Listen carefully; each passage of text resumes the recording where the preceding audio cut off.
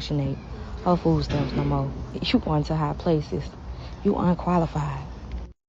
I gotta break the cycle. I gotta break the generational curse.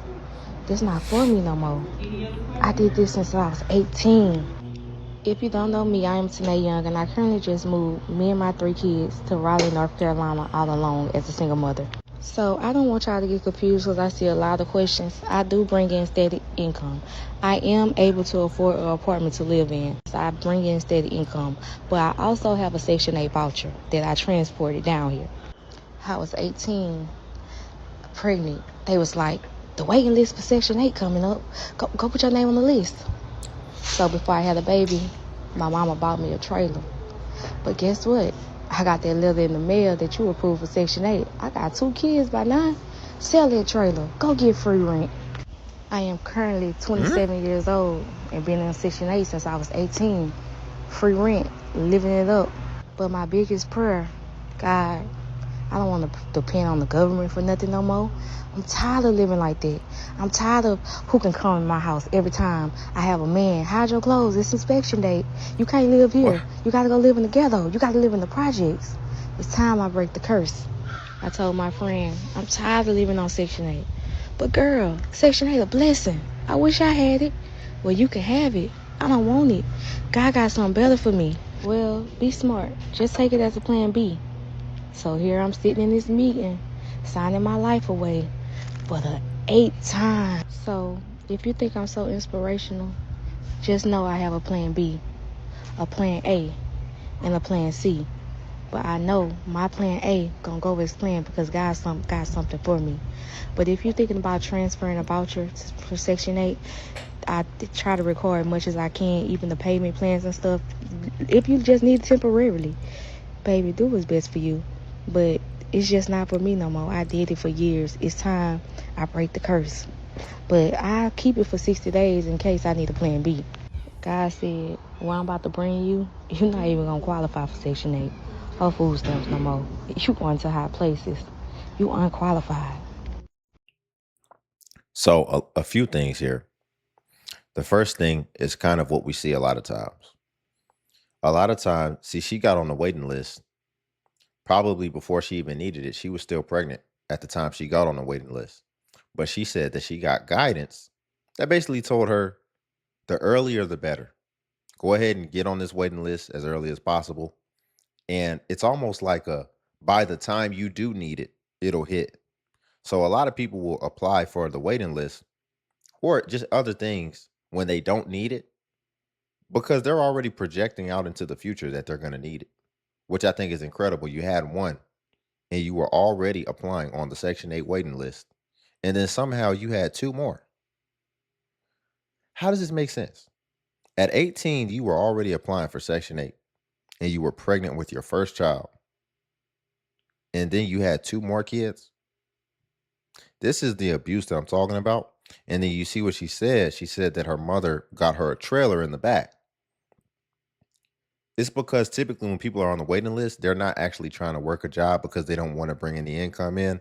What they're actually trying to do is they need to either stay with somebody, or in this case, she was staying with somebody, but it seems like maybe whoever she was staying with, her mom or whatever, maybe wanted her own privacy. So she just got her a trailer or something on the property and allowed that to hold them over. So, I mean, I'm glad she's finally getting off of it. Sounds like things are going better. But another thing that seems like a recipe for disaster is what we'll see. A lot of single mothers with a bunch of kids decide to move somewhere isolated, secluded, away from all their families, even away from the children's father. And they decide to just move somewhere else. And I don't know how much sense that makes. And then, when ish hits the fan, all they have to do is lean on themselves. And a lot of times they're not able to recover. And sometimes they end up going to different places and ending up in shelters. And so, again, it seemed malicious from the beginning to me to be applying for it already at 18, but then still end up getting pregnant with more kids and having to do it alone. But y'all, before we get back into some of the next clips, if you could like the video, I greatly appreciate it. Only takes a second, and it actually helps out more than you know. And Literally just a click. So if you're here anyway, you might as well click that like button.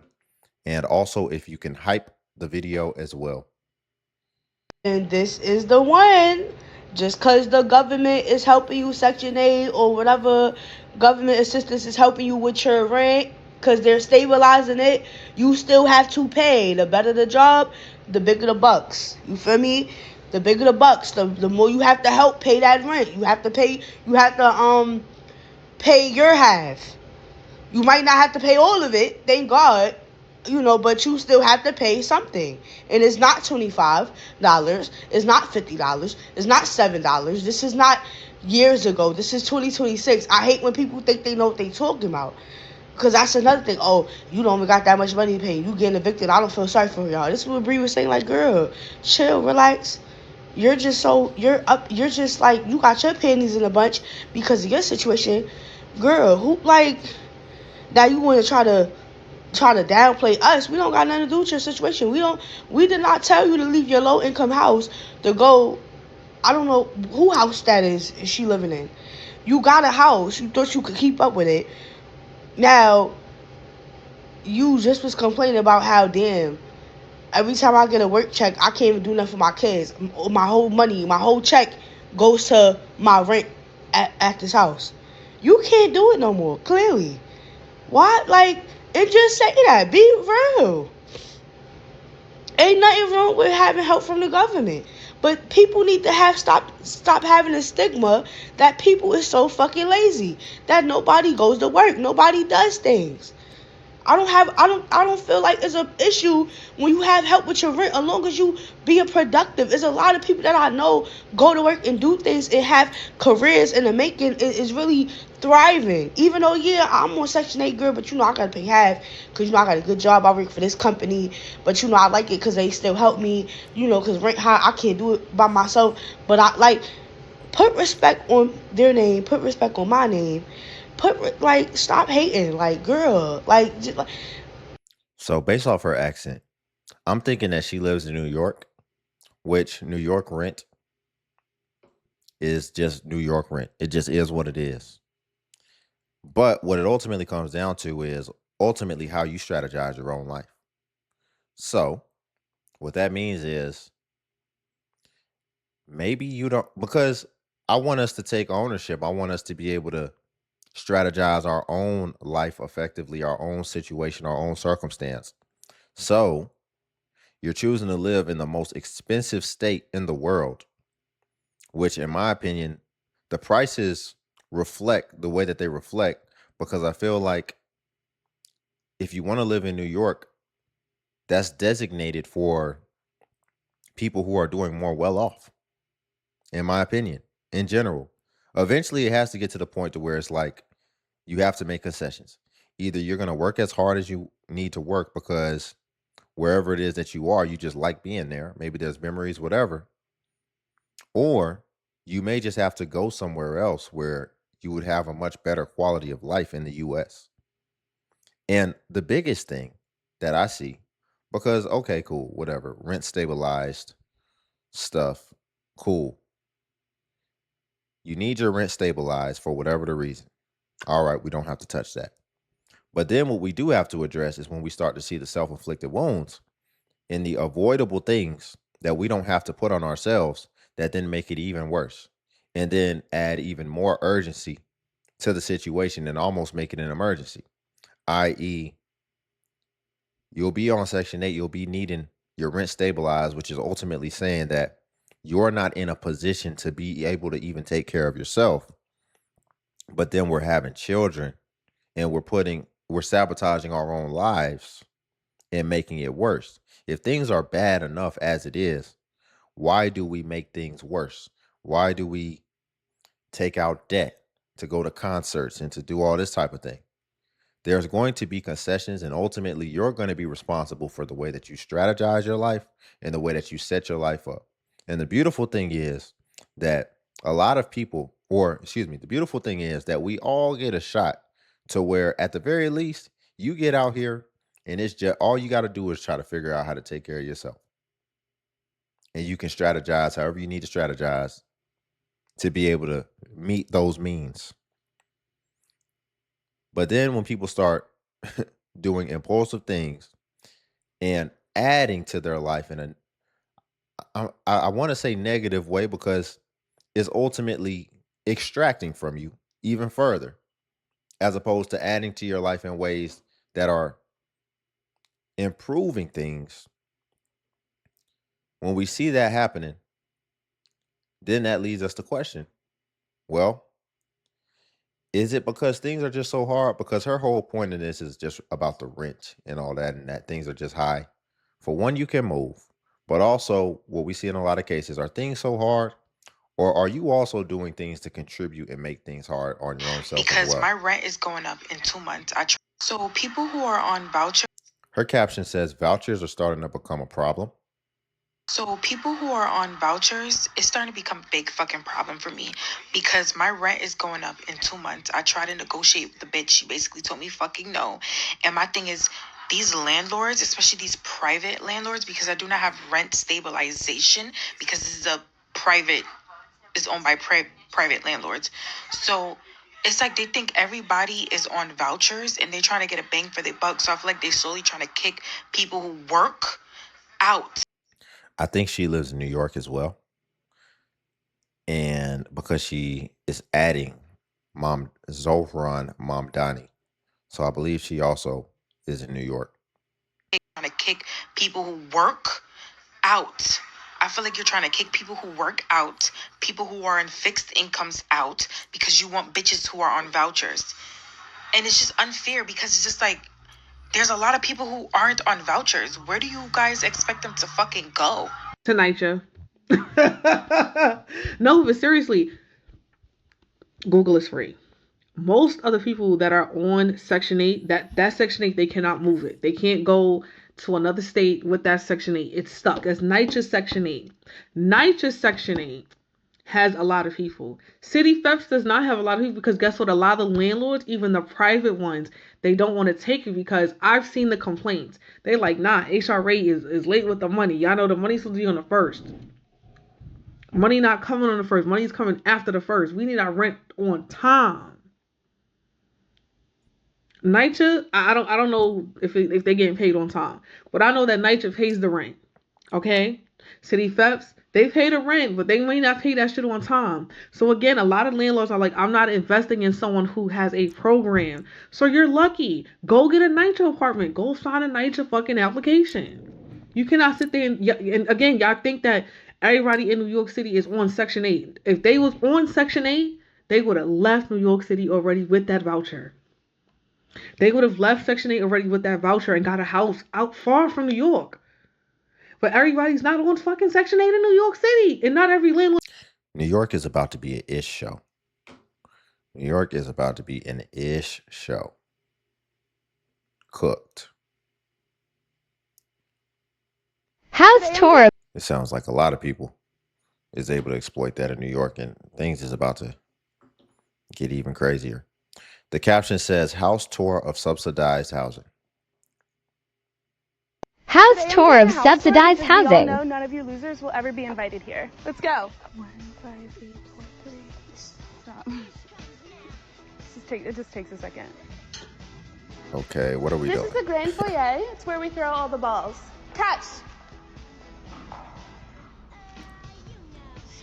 I hate everyone here. Literally hate everyone here. I asked you for one thing. And this is our kitchen. We have a private chef. Hi. Is it okay that you're on camera? Yeah. Okay. A lot of you guys have been asking me how much I pay a month in rent. First of all, it's Here's none my of your thing. business. It used to be a Here's fire my station. Actually. Here's my thing right here. I don't see no kids for real. Then they didn't. Oh! You're such Maybe. a kid. House tour of subsidized. Unless she's the kid. Obviously she's not, but I'm just saying. She's definitely living her best life on subsidized housing, wherever she is. And just by this, you have to think that she has no expectation or no intention of ever working a job. Because you'd be hustling backwards if you show up to the job interview like this. unless you about to go work for Hot Topic. So I don't know what could possibly be wrong with her to where she cannot work and where she has to be on subsidized housing. But I also don't think that she's helping it. Firstly, like I said, you've already limited your options as far as possible job opportunities in a already limited job market. An already difficult job market, you've already limited the possible jobs you could work. So maybe she has something medical going on. I don't know. But it doesn't make If your sense to me sole whatsoever. purpose of going into a shelter right now is to get an apartment, babe, don't do it. You're not going to get that voucher. I told y'all a few weeks ago in the video that there is budget cuts, and also EHV vouchers are getting clipped. Those are being phased out, and they're now going to be HCV vouchers. And because of that, they're pausing on giving new vouchers and pulling people from the waiting list. So don't waste your time going to that shelter, babe. You're not getting no apartment no time soon. Like I told y'all, to apply at other housing authorities besides NYCHA and HUD, there's one third one. It's a small one. I forgot the name. Come back to me or DM me if you really want to know. I just got to figure that out. But yeah, you should have gotten your letter today in the mail to confirm exactly what I said in that video. Yeah, sometimes people will go in shelters and all that good stuff. Not good stuff, but they'll go in shelters because then they need to get something from the shelter that can then, I believe, expedite them being able to get their Section 8 voucher. It's like an emergency situation.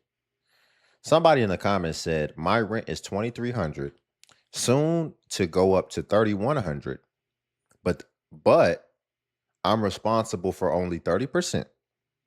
So they're on obviously Section 8 and they're only responsible for paying 30% of their rent. It says, I'm gainfully employed, paying my portion, but I can't get out of the hole. It's a stepping stone, yes, but the income is not matching the cost of living. It's so hard out here nowadays. I would agree in New York. It would definitely be hard. And I think it's hard in general. I think it's just hard to be. Well, I ain't going to say it's hard, but I ain't going to say it's easy either. What I'm referring to is ultimately adulting and handling responsibilities. But again, it's up to the way that you plan out and strategize your life. And we see a lot of people putting wounds on themselves before they've even established themselves. Someone else mentioned, he said, they in the comments mad as hell, but we have to be honest about how folks get on these programs and do nothing to improve their material conditions. I would argue they actually do things to sabotage their conditions a lot of times. So it's one thing you get on this thing and it's like a holding pattern and you're stalling, but you'll get on it. How are you getting on these things? Like the woman who applied for Section 8 at the age of 18 and who was living in the little thing on the yard. She said she applied for the voucher at 18, but now years later, she's finally getting off of it and she has 3 kids. How did you apply for it and get it, but then within that time frame, you had more kids while you were on it? This is what we have to try to understand. He said they do nothing to improve their material conditions. They be on Section 8 for 10 years with nothing to show for it but more children. Of course, everyone won't be able to get off the program, but so many of them don't even try. If you are disabled, that is one thing, but we are talking about able-bodied adults who should be capable of doing much more. And I agree. And able-bodied and able-minded. And by able-minded, I mean, again, the theme is it's on you how you strategize your life. And you're going to have to probably do something that stretches your mental capacity as well. Otherwise, you have to be willing to push your physical capacity to its limit. And by that, I mean you're going to have to be willing to work a bunch of jobs for a sustained period of time. And that be something that you're willing to do while at the same time, again, strategy in your personal life, making sure when you see extra money, you don't just spend it because it's extra money. No, you're saving. A lot of people, they make it seem like that's the hardest thing in the world. As well as, if you don't want to have to do that for a long time, then what that would mean is you would have to get some type of skill. Ultimately, you're going to have to use your brain. You're going to have to use your brain, and you're going to have to apply yourself and hunker down and really gain something that's worth something. And then that could be another avenue. It ain't going to be easy. And that's why, especially if you ain't willing to do that, then, or work with somebody, and because it's like we just don't want to do nothing. It's like we don't want to do nothing. We want to be able to have a bunch of kids, but not do it in the context of a family, not want to have to act in harmony with another person for the long term because you all are both staying with each other for your own survival. We don't want to work 3 jobs to be able to correct what we do. We don't want to have to use protection. It's like we don't want to do nothing. Yeah, you should have gotten your letter today in the mail to confirm exactly what I said in that video. They're saying it's going to be about 1.5 years. Who knows? Trump honestly is trying to cut the timing that you're on that shit, and I actually agree with that. Nobody should be on that shit years and years. You should be using it as a stepping stone, like not something that you're on for 50, 10,000s of motherfucking years. So I agree with that. So I do hope that comes into play. But anywho, I hope this information was useful for you. If you have any Section 8 questions, you can DM me, but please not the personal, because I gotta put this out here. I'm about to talk about this program, y'all. Her caption says, "How I went through Section 8 to buy a house with 5 kids." From like start to finish. So when I first got into this program, it was like 21. I get into the program, mind you. Around this time, I'm not taking it serious, right? Because around this time, I'm not really in the mindset of really working a job. My mindset is like, okay, I don't want to work too much because I didn't want to lose my voucher. I'm gonna keep it real because a lot of people don't keep it real, but I am. So Yeah, but when is she keeping it real though?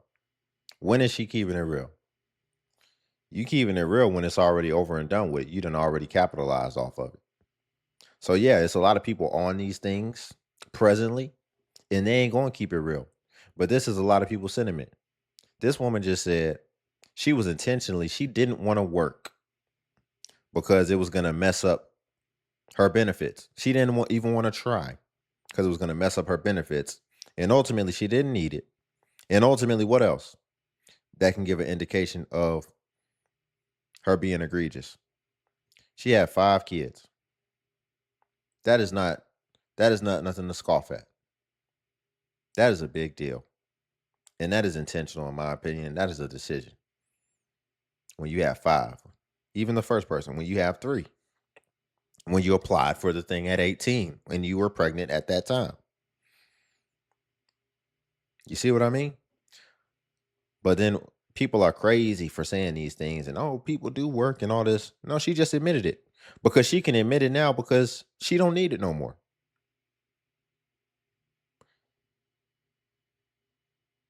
We have to understand that there's just certain things we can't go in people's brain and, get confessions and get the information we need. But it's definitely going on, and we're not going to pretend like it's not. but I am. So I got in the program around 21, and basically the program was for people that have Section 8 vouchers, and you will be on their family self-sufficiency program, which You'll work on your credit. You'll go through courses to prepare yourself for buying a house. And the biggest plus of it all is that you will get an escrow account to where they will put a percentage in the account for you, a savings account through escrow, whenever you work a job and you pay rent. They'll match it and put like a percentage in the account for you so that you can have these funds once you graduate the program. So that was cool. I was happy about this idea, like, they're doing stuff like that for people. And so, around 22, I got to the point where I'm like, okay, I'm ready. I need to get myself together. I got a certificate, started working as a peer supporter, and now I got like a legitimate job. Like, I'm working a legitimate job, 40-hour job. I'm not doing like I was doing travel nursing where I would pick up shifts at different jobs, and then I would like not really work. It was per diem work, but now I got this 40-hour job. And now, the income is consistent to where they can match my income and put some of the money inside of an escrow account. And this is just like part one. And yeah. Well, that's good. Sounds like she got into nursing and possibly even an RN, which you can make some good money. Especially, I would argue she had to do travel nursing with 5 kids. You're gonna have to bring in some big boy income with 5 kids, and you trying to be single doing it. And that also brings up the fact that just picture this. Picture this. Let's just say you really want 5 kids so bad. Like, that's your dream. Just imagine if you'd have did this differently. And instead of, because I mean, you still got the education, you did everything. I would argue that probably would have been an easier thing to accomplish with no kids, let alone 5. Let's just imagine instead you just did all the education, all the schooling, and you were taking care of yourself while you were waiting to get your nursing degree and all this type of stuff. Let's just imagine you did that before you had the kids.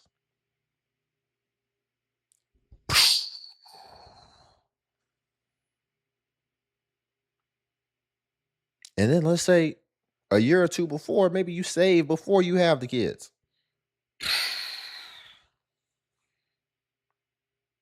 Is it really that hard? It's just the order of things, really. We act like it's just like, oh, I didn't know what I was going to do when I was young. Man, you ain't seen all these people out here struggling. How did you know about the program? You probably knew about it because you had family members struggling on the program that told you how to get the program. So we done seen it. We done observed these things. We know what we're supposed to do. We know the right order of doing things. And we know we ain't supposed to be taking on 5 kids single. But there's something that's been passed along as far as the imaging of things, to where there's this image that you just have all these kids, and the more kids you have, the more you just get. And you can get to a certain point where you have so many kids to where you're just living great, and all you got to do is focus on the kids. And that's not true. That's not worth it long term. These kids are going to get older to where there's going to be no excuse for why you're not working. And it's ultimately just going to be a lot of overhead on you. And it's a lot just in general. And it's a lot on society as well, and on the system. And when people are maliciously doing these things intentionally, I think it starts to get out of control. I'm glad, again, she was able to resolve her situation and get into a good career that could actually handle it and sustain it. But I would argue if you'd have just did things in the inverse order that you did them, then you could have still got to this point. And by the time you started getting yourself together, you probably wouldn't have wanted all of them kids. You'd have probably been like, here's what I can actually afford. But when you have a certain other option on the table that's going to facilitate you being able to do whatever you want, then that's when we start to just do things completely out of control. But we'll leave it there for today. If you could like the video, I greatly appreciate it. It only takes a second. and it actually helps out more than you know. And also, if you could hype the video, hype is a new feature that YouTube offers where it helps smaller content creators like myself. And basically, when you hype, it actually pushes us to the extent that it pushes the larger content creators. So you just press the hype button and it shows the points. And since I'm a smaller creator, a smaller channel, we actually get more points per hype. And hype was designed for smaller channels, so that's why. But if you come across a video and you don't see the hype button, then it's probably been over 7 days. And hype usually vanishes after 7 days. So it's usually best practice if you want to hype to just go ahead and hype while the iron is hot on a newer video. And also, if you want to become a member of the channel as well, join buttons on the video. And what becoming a member of the DXU family will come with is you would get badges next to your comments where it will show people that you are a member whenever you leave a comment, as well as you would get early access to content and also exclusive content that's not available for everyone else on YouTube. So again, if you want to become a member, the join button's on the video. But until then, I'll see you in the next video.